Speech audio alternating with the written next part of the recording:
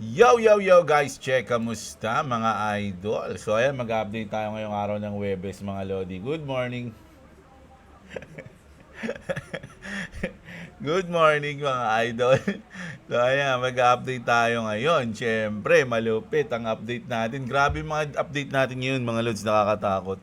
Nakakatakot, nakakatanga. So kailangan mag-like na kayo dahil mag-uumpisa na tayo mga idol. Siyempre, di ba?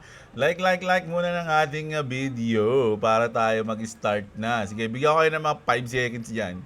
Bago kayo mag-start, like nyo muna yung video natin, mga Lods, no? So, yan. Uy, nag-like na ni boss, oh. Uy, galing, napindot na. Oh, ba't ikaw ayaw pa pindutin? Pindutin mo na. Makulit ka din, eh. Ayan, sige na nga. Ayan na, start na tayo. Ayaw pa pindutin, eh. So, ito na. Ito ang ating crypto bubble. As you can see, ito ang ating day. At ang ating hours naman is Ondo ang nag 7% at humataw. Medyo nagda-drop, no? Downtrend, no? Ayun yung ano natin. Pero ang ating XRP, grabe ang ganda ng guhit natin. Mga Lodi, kanina nakita nyo ba yan? Na? Sabi ko sa inyo, kung tatagusin niya yan, rekta na tayo eh. Kaya lang hindi nauntog siya. Mga idol, ang tanong, double tap ba to? Baka rumekta pa ba to? Delikado. Sa tingin nyo, mga idol. No? Pero, so kanina nag 18,000 na to, alam nyo ba? Itong ating profit, 18,000. Ngayon, balik tayo 17.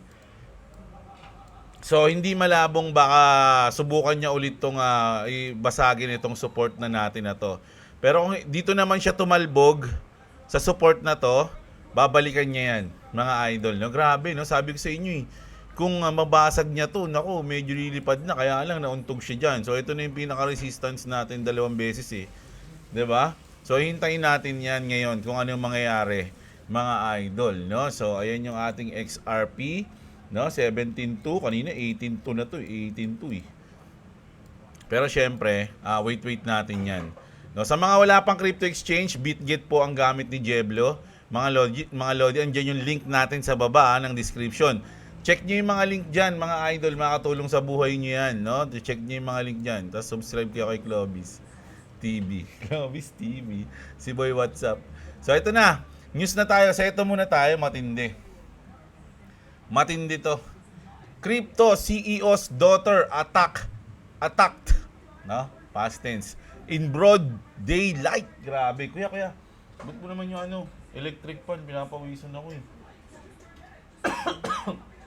Ikaw na lang mo. Hindi. So ito. No, kidnappers attack the daughter and grandson of a French crypto CEO in broad daylight. Mga idol. In circulating social media videos, masked and armed men attempt to force a woman and her child into a white van. The woman desperately fought off the attackers until a bystander, a bystander intervened using a fire extinguisher as a weapon. So buti na lang, merong sumaklolo sa kanila, no? The Good Samaritan bystander. The incident follows a string of crypto-related kidnappings throughout France. Earlier in the year, kidnappers took Ledger CEO David Ballard and his wife, chop off his finger. Nako, grabe. So, mga Lodi, etong mga to, kilala to na may mga malalaking crypto, kaya kinikidnap yung kanilang mga mahal sa buhay. Kaya kayo, mga idol, huwag nyo papaalam na meron kayong crypto. Kahit kanino. Di ba? So, yun. Buti na lang. Wala tayong crypto. Buti na lang. Hindi. Tapat naman tayo eh. Di ba? Alam nyo naman na binili natin si Rocket. No? So, talagang wala na yung XRP natin. Pero, nag-iipon tayo. Di ba? Alam nyo yan.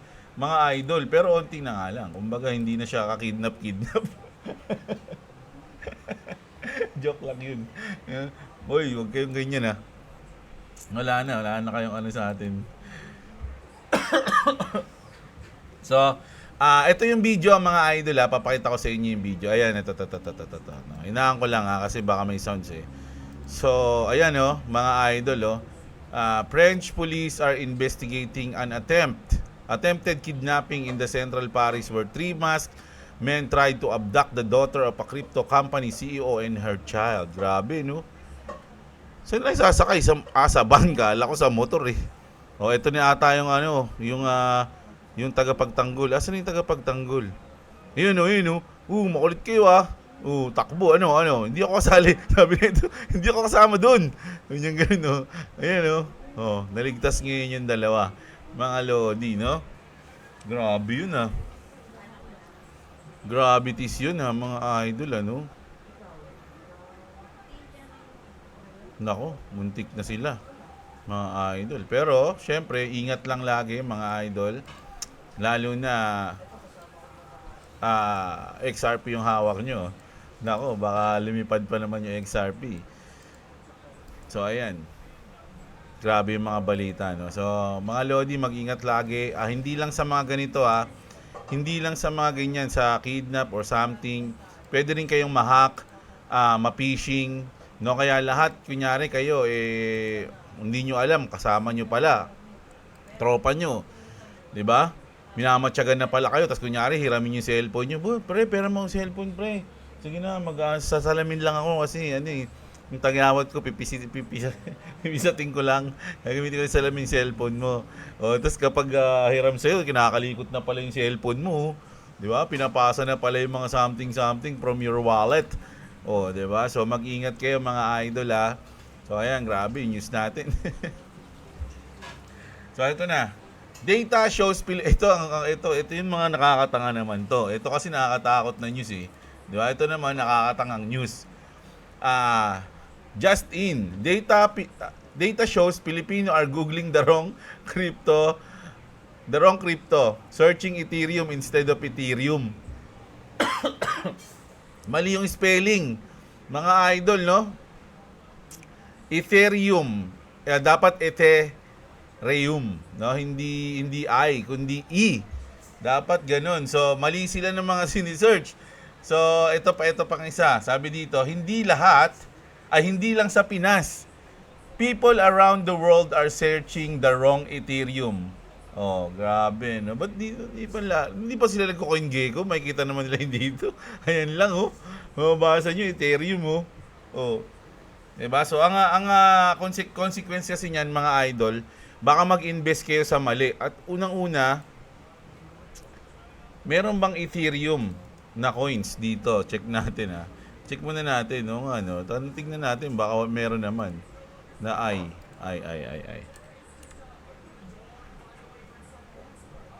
Meron. Meron, kaya lang, wala pa ata sa mga crypto exchange. Pero nasa Solana siya. Ang kulit no? Ethereum na coin to sa Solana ginawa, hindi sa Ethereum. Hindi ba nakapagtaka yun? Grabe. So, mag-ingat kayo, Baka mali kayo ng ma-investan. Malay mo, mataw tong Ethereum. Talunin niya pa yung original. So, ayan. So, ayun yun, mga lodi, malulugi kayo kapag ganun. Mga idol, no? Ayun yung consequence nun pag tumaya kayo ng mali, mga lods, no? So, ingat-ingat lang kasi hindi lang naman daw pala Pilipinas. Buong mundo pala ang nagkakamali sa pag-search ng Ethereum. Lagi niyong tatandaan, iyon, walang I sa Ethereum, mga lodi, no? Ethereum, parang ganun, Ethereum. So, humataw yung Ethereum, ay, Ethereum, nag-pump kasi ang dami nagsisearch. Ako, maraming madidisappoint niyan. Mga nag-invest dyan, mga lodi. Tapos ito naman, check natin to. Ito, sistema talaga yung mga Chinese, no? A tiny Chinese company owned by same people that own TikTok just bought $300 million of Trump coin. Ano yun? Now, why do you think they did that, mga idol, no? It's either meron silang tawag dito, meron silang alam na hindi natin alam. Pwede yun. Or pwede lang nilang or gusto lang nilang itago yung mga mga dirty money or something. May mga ganun tawag doon laundering, money laundering. Kaya lang napili nilang coin is ang Trump coin, no? Hindi Bitcoin kasi pag Bitcoin halata na eh. Madami na daw sa Bitcoin eh. So sa Trump coin naman, total mababa naman yung Trump coin, may chance pang tumaas. Kasi coins yan ng presidente. O, di ba? Ang talino nun nung Chinese na yun pakinggan natin yung news ni ito. Ni Idol. Sikat tong to, di ba? Newscaster na to. According to a new report in the New York Times, there's a new connection to the president's cryptocurrency plans. Here's the headline. Tiny company with China ties announces big purchase of Trump cryptocurrency. It's a fascinating story. The Times reports that, quote, the firm, which produces content for TikTok, recorded no revenue last year, but it announced this week that a mysterious stock sale would allow it to invest heavily in the Trump meme coin. Grabe, no? Wala siyang revenue last year. Pero ngayon, biglang siya nagkaroon ng 300 million pang invest sa Trump coin. Mga lodi, paano nangyari yun? Di ba? Magaling ang mga Chinese. So, ito na. Ito, syempre, good news to sa mga Bitcoin lovers. Whales are buying.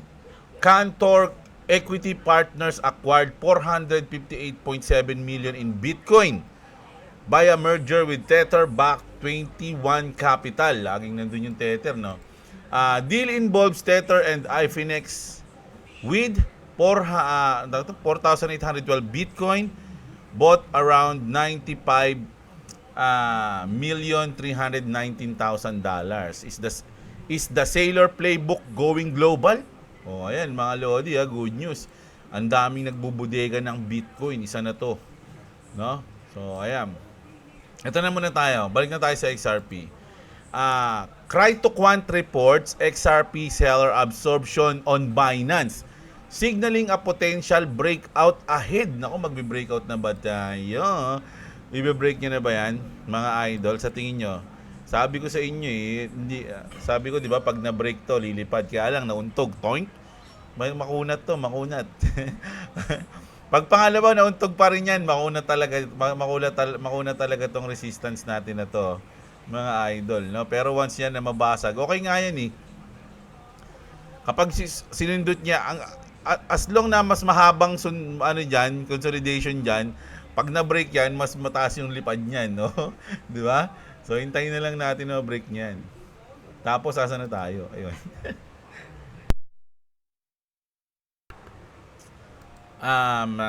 Ito.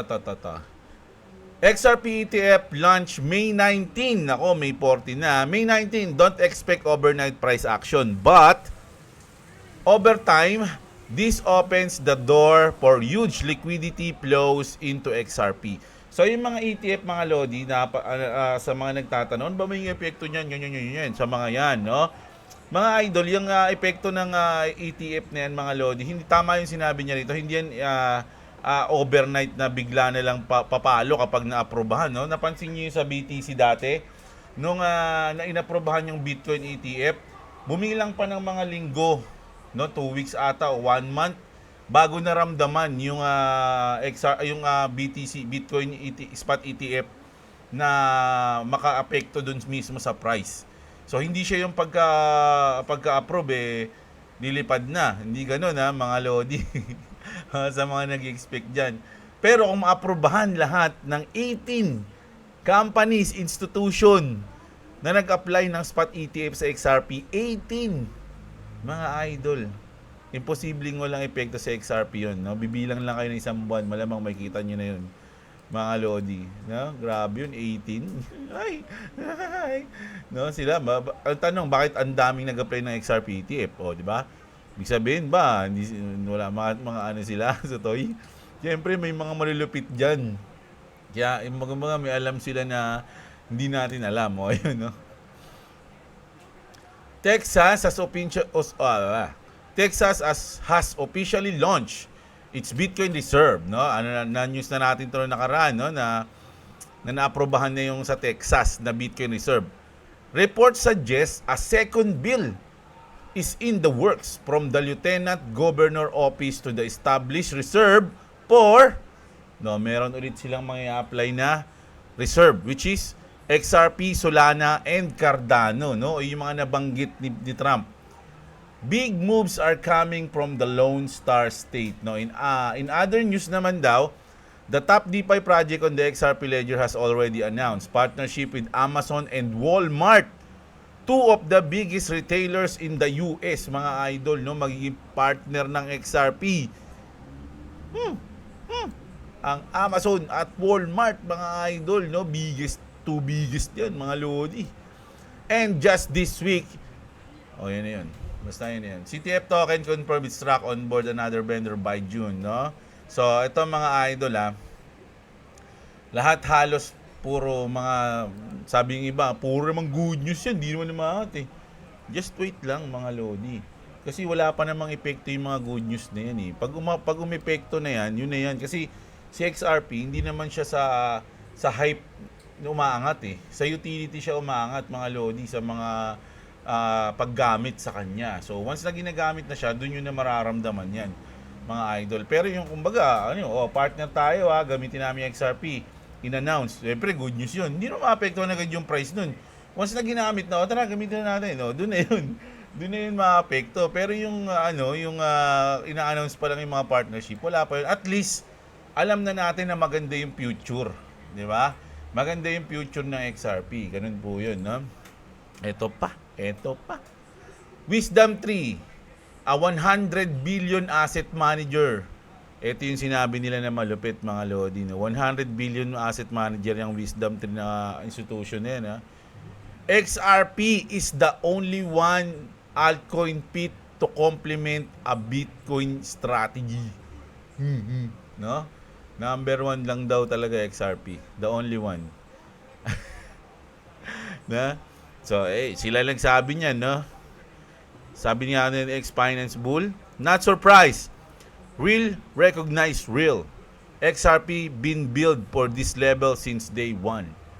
Diba? So, namumulat na lahat, mga lodi, sa lupit ng technology ng Ripple at ng XRP. So, abangan na lang natin ang mga susunod na pangyayari. So, ito na. Ito. Stablecoin legislation and infrastructure legislation doesn't pass. Guess which top 10? Ito. Unahin ko muna to, mga lodi, si Calvo, no? Sabi dito, Ryan Selkis says, if Genius Act doesn't pass this week, all crypto legislation under Trump will be dead on arrival.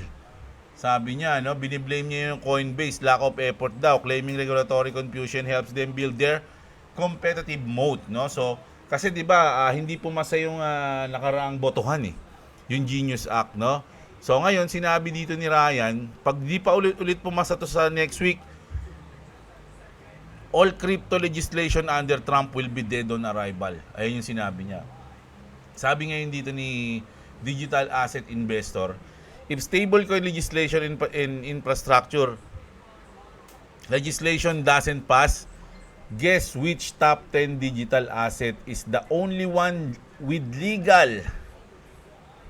No, sino ba yung mga napatunayan na, mga lodi, at alam na, gone through a lawsuit or in a congressional bill, regulatory clarity? Sino yung mga yun, mga lodi, di ba? Syempre, matik, di ko na kailangan sabihin. Sabi nga, say my name.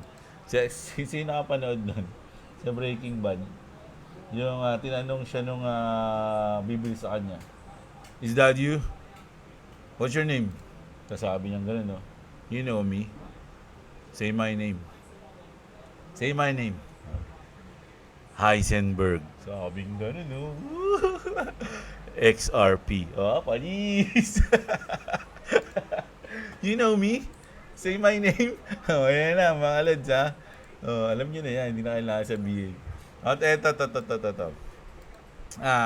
Ripple partner Santander shares a video on what banking could look like by 2030. Transaction will be made safer and faster by blockchain technology. In the future, cash is no longer king.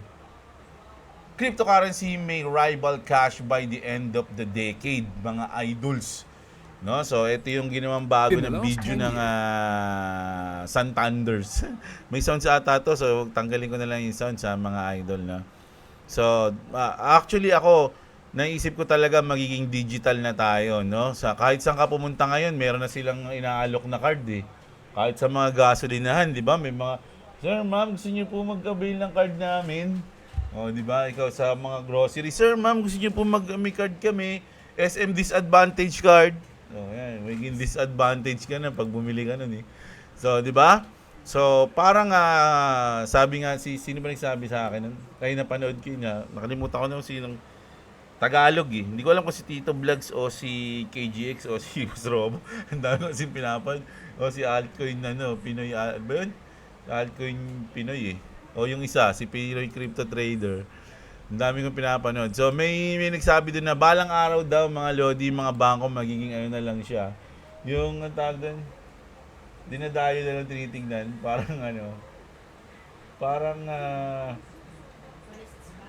Parang tourist spot na lang. Ayan, ito dati yung bangko. Yung bangko, alam niyo ba yung bangko dati? Diyan nilalagay yung mga pera. Dati may pera pa eh. Yung hinahawakan, binibilang mo sa mga daliri, may mga pera, ganun. May mga barya pa nga dati, nilalaro namin eh, ganun. Sa future na yun Pero ngayon, kasi nga daw, magiging digital na yung pera, mga lods, no? Ganun yung sinabi. So, ito yung sa Santanders, no? 2 billion people. 20%. Ba't na yan? Lagyan ko nga. Hindi kasi ako naka-headset eh. By data stored and shared. Yun pala. So sige, panoorin natin to. Mukhang maganda to. Mga idol, no? Medyo bibilisan ko lang ng It konti. goes so fast. Within the last 10 years, technology's changed the way we bank, mostly connected to our phones. But by 2030, the everyday banking experience could be entirely virtual.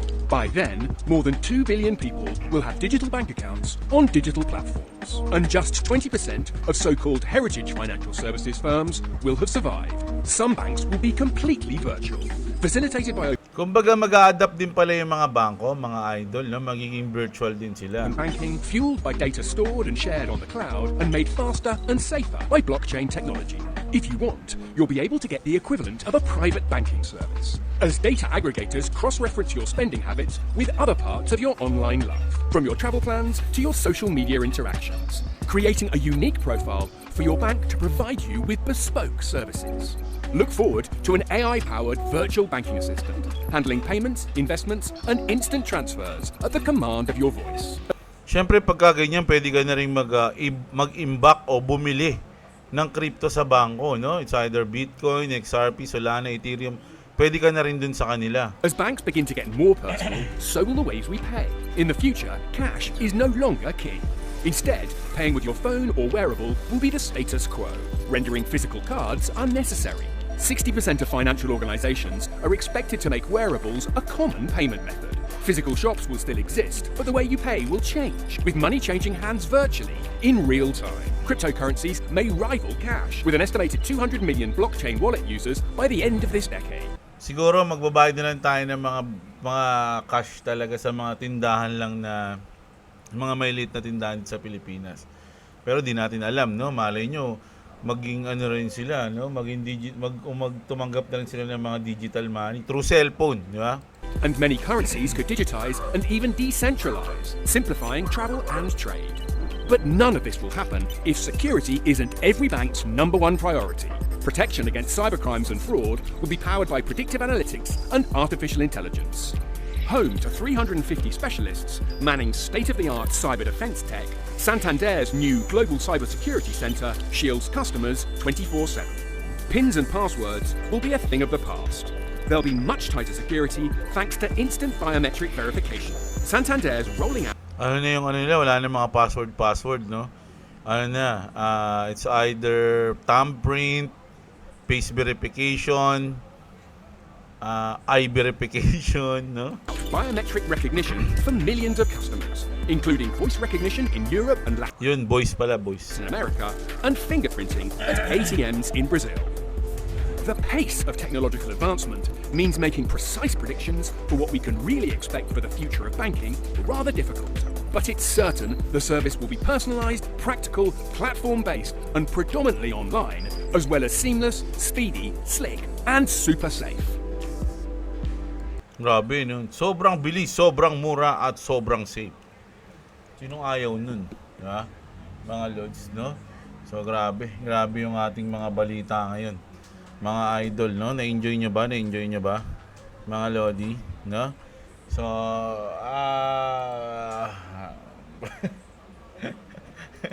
so, mga idol, yun muna yung ating news ngayon, mga lodi. Medyo may gagawin kasi ako ngayon, mga lods, eh. So, medyo kailangan nating bilisan lang muna yung update. Pero sa susunod na video ko, promise, magbabasa na tayo ng comments, mga idol, no? So, ayun yung aking promise sa inyo, no? At syempre, sana kahit na ganun, like nyo pa rin yung video natin, mga lodi.